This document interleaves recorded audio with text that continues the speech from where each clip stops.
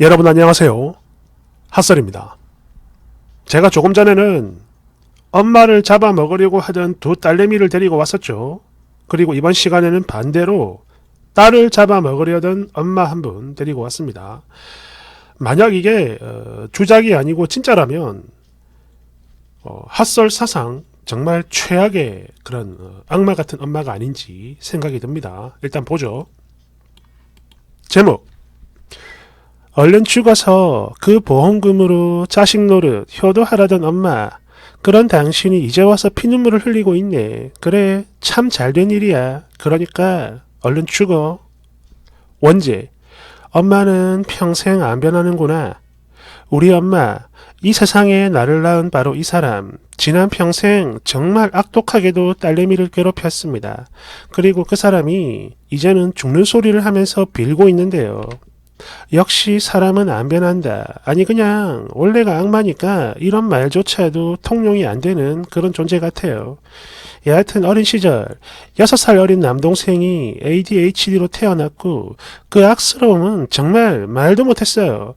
하루 종일 쫓아다니면서 머리끄댕이 잡고 핥히고 깨물고 귀에 대고 비명 지르고 때리는데 그걸 뻔히 보면서도 엄마는 저한테 모든 걸 다 맡겼죠.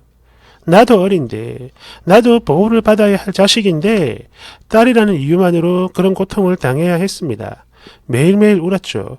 그리고 단 하루도 빼놓지 않고 눈을 뜨는 그 시각부터 이유 없이 악다구니를 쓰면서 거머리같이 불러붙는 그런 동생 때문에 미쳐버릴 것 같았어요.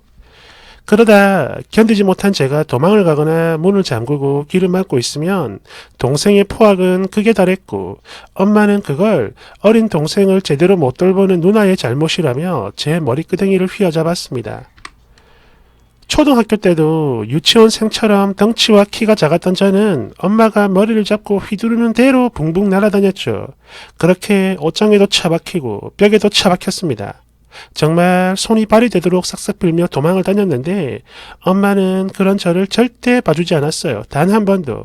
그냥 짐승 취급을 했죠. 짐승을 잡듯 구타를 했고 때로는 화장실에 갇혀 바가지로 온몸을 맞기도 했습니다. 그렇게 저는 하루라도 안 맞기 위해, 아니 덜 맞기 위해서 온종일 당신의 눈치를 보는 식모가 됐죠. 초등학교를 다니기 전부터 집안 설거지를 했기 때문에 고사리 같은 손에는 이미 주부 습진이 꽃을 피웠고 마디마디가 허옇게 갈라지고 손바닥 껍질이 벗겨져 빨간 속살이 보이고 진물이 흘렀습니다.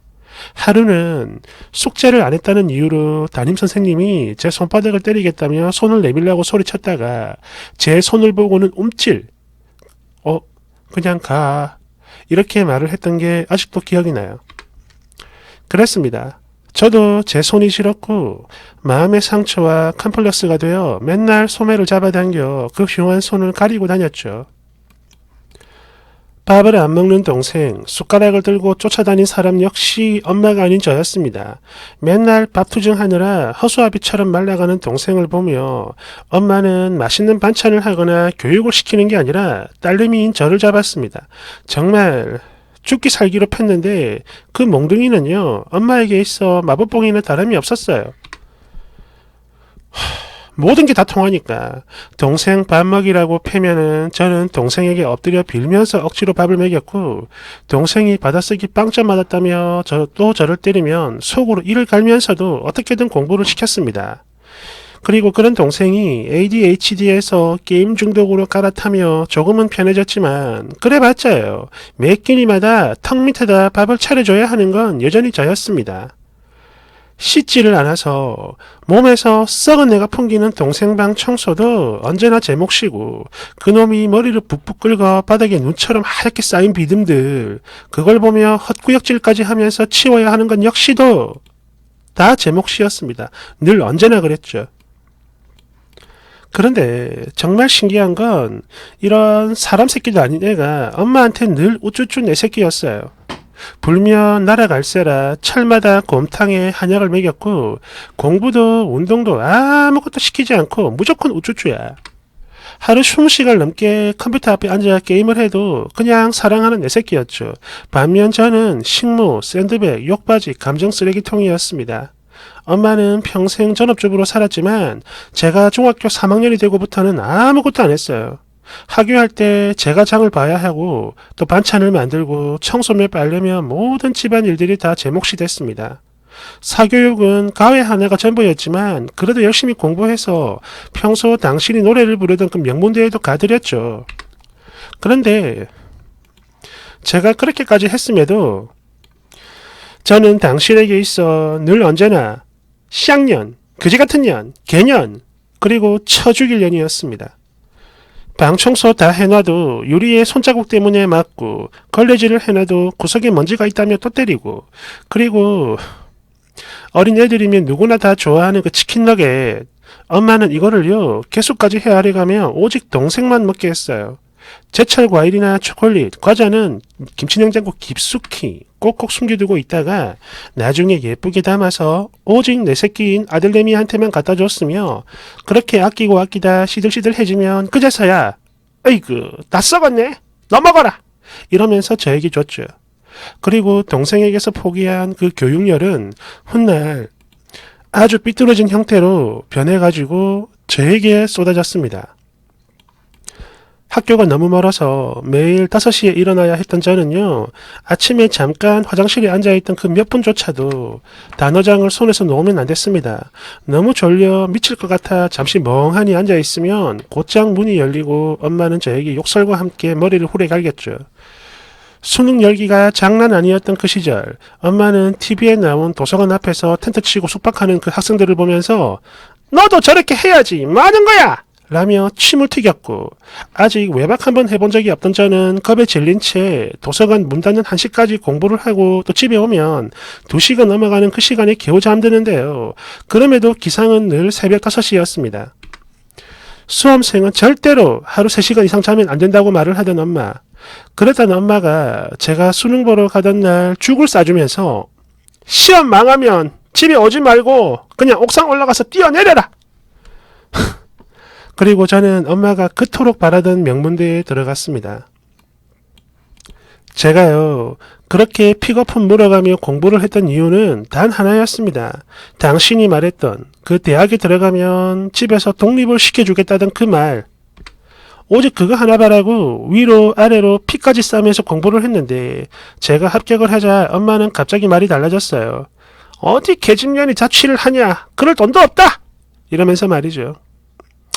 당연히 하늘이 와르르 무너지는 기분이었고 그런데 또 한편으로는 이게 당연하다라는 느낌도 들었어요. 저는 엄마의 식모이자 샌드백이며 욕받으니까 그런 나를 엄마가 쉽게 놔줄 리가 없었죠. 순진했습니다. 또 세상 그 누구보다 박복한 내가 이렇게 쉽게 행복을 찾을 수 있을 것 같지도 않았고 말이죠. 여하튼 엄마는 딸이 고액과외 그리고 학원 한번 안 다니고 명문대를 들어갔다며 온 동네 돌아다니면서 침 튀기고 자랑하느라 행복한 시간을 보냈는데 딱 1년 갔어요. 그 뒤로는 또다시 지옥 같은 시간의 시작. 다른 집 새끼들은 과외해서 기백씩 벌어 온다고 하더라. 누구네 엄마는 이번에 딸내미한테 명품 가방을 받았다고 하더라. 등등등 이런 미친 소리를 해댔는데 말이 돼요? 저는 이게 애초에 불가능했어요. 왜냐면 일단 통학 시간이 왕복 5시간이고 애초 독립할 생각으로 거리를 염두에 두지 않았기 때문에 그렇게 멀리 있는 학교를 간 거예요. 그렇게 오전 9시부터 6시까지 수업이 있다 치면 저는 새벽 6시에 나가서 밤 9시쯤에 들어와야 했습니다. 그러면서 학교를 가지 않는 날에는 과제들 하고 복습을 하고 그렇게 다른 공부하기에도 늘 시간이 부족했죠. 비록 주 1회 딱 한 번 과외 알바를 하긴 했지만 이건 정말 제 용돈밖에 되지 않았어요. 물론 그 와중에도 집안일과 동생 수발은 계속 제 몫이었죠. 본인 아들을 끔찍이 사랑하지만 수발은 질색이었던 엄마. 맨날 개모임이네 등산이네 운동이네 이렇게 돌아다녔고 그렇게 제가 집에 없는 시간에 저희 동생은 밥을 쫄쫄 굶으며 뻘개진 눈으로 오직 게임만 해댔습니다. 그래서 제가 집에 오면요 옷도 못 갈아입고 제일 먼저 동생 밥부터 챙겨야 했어요. 왜? 동생이 하루에 한 끼도 못 먹거나 기껏 차려준 밥조차 게임한다고 안 먹는 날이면 엄마는 그간 쌓인 모든 그 그지 같은 감정을 저를 죽일 듯이 패면서 풀었고 그렇게 제 삶은 늘 끔찍했거든요. 그래서 밥을 먹여야 돼요. 여하튼 저는 늘 못 먹고 못 자는 데다가 스트레스가 너무 심해서 온몸 여기저기 안 아픈 데가 없었어요. 한 달에 반 이상은 입술에 물집이 잡힌 채 지냈고 역류성 식도염과 스트레스성 위염 그리고 과민성 대장염을 1년 365일 달고 살았습니다. 칼로 위협당하길 수차례 첨단 공포증이 생겼고 그러니까 뭐 칼이나 바늘 같은 거 그런 공포증을 얘기하는 겁니다. 대인기피증과 공황장애 그리고 우울증도 있었죠. 또 스트레스가 너무 심해 그런 건지 원인 모를 이상한 병도 겪곤 했었는데요. 예를 들어서 갑자기 손이나 발, 입술이 퉁퉁 부풀어 오르거나 또 전조 증상도 없이 눈앞이 뿌옇게 흐려지는 그런 현상도 겪었고 그랬는데 저는요 이 모든 걸 다 숨겼어요. 주부 섭진에 걸린 손을 그냥 터서 그런 거라 우길 때처럼 벌거벗 껴져 두들겨 맞다가 작은 방에 갇혀 소리를 지르는데 이때 동네 아줌마 손에 끌려가 남의 집에 앉아있다가 절대 아무 일도 없었다면 꾸며댈 때처럼 아마 뭐 어떻게 쫓겨났는지 그래가지고 아줌마가 좀 구해준 그런 느낌인 것 같습니다. 말이 조금 이상하네요. 아무튼 또 동생이 핥히고 엄마가 때려서 멍든 자국을 보고 학교 선생님이 이거 뭐냐라고 물었을 때 그냥 동생이랑 싸우다 그런 거예요 라고 둘러댔을 때처럼 그냥 항상 늘 언제나 꾹꾹 참고 다 숨겼죠. 그리고 이런 엄마의 폭언과 폭력은 제가 취업 재수를 할 때 그 정점을 찍었습니다. 사실 돌이켜보면 그래요. 저는 그때 극심한 우울증에 시달리고 있었거든요. 세상 누가 봐도 툭 치면 울 것 같은 우울한 얼굴로 먹구름을 잔뜩 몰고 다니는 듯한 저를 누가 고용해 주겠습니까? 취업이 안 되는 건 너무나 당연한 일이었죠. 여하튼 취업 재수를 한다고 말을 한 그 순간부터 엄마에게 있어 저는 더 이상 인간이 아니었습니다. 실로 어마어마한 폭언과 쌍욕이 제가 집에 있는 모든 시간 동안 마치 드라마 배경음악처럼 쫙 깔렸어요. 엄마는 밥통에서 36시간 지난 밥을 제 몫으로 빼두기 시작했습니다. 그럼 저는 누렇게 굳어버린 그 밥을 냉장고에서 꺼내 엄마가 보는 앞에서 삶아 먹어야 했고 그걸 먹고 나면 또 새 밥을 지어 동생에게 줘야 했죠.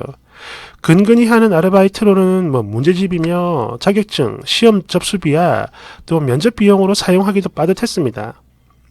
왕복 1시간 거리의 도서관을 늘 걸어 다녀야 했으며 빈속은 뜨거운 물로 달래고 또 중간에 한번 동생 밥을 차려주기 위해 집까지 걸어가야 했죠.